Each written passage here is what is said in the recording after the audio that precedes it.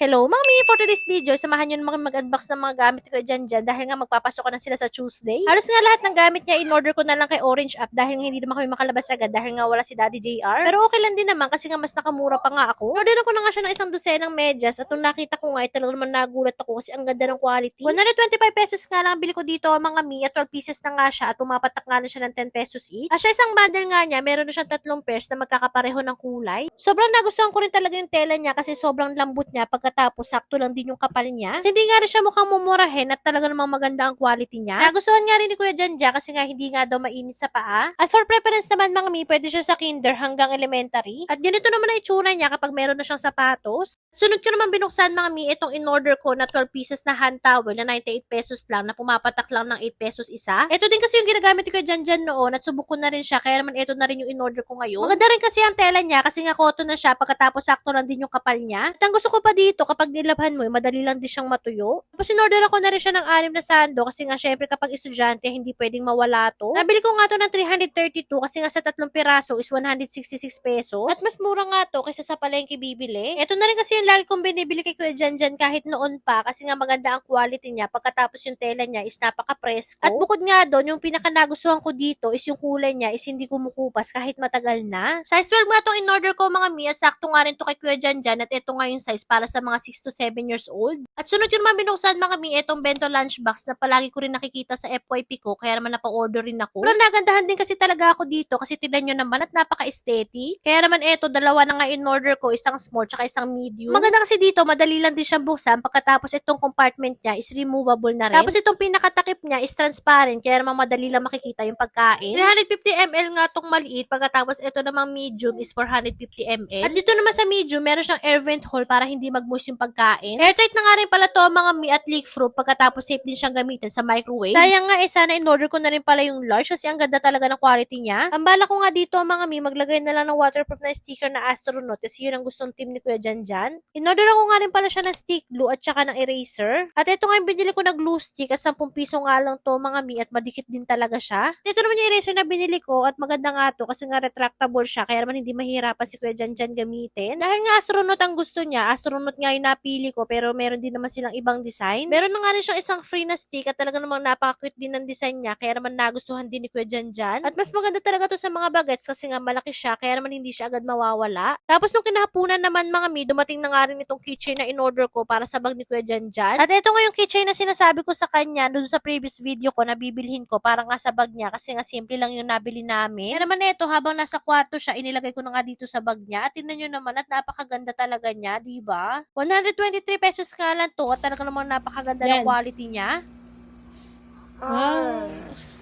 O, diba? Meron na namang masayang bata. O siya, mga mi, kung meron kayong nagustuhan, nilalagay ko na lang sa comment section ng lahat ng links. So, ayun lang. Salamat. God bless!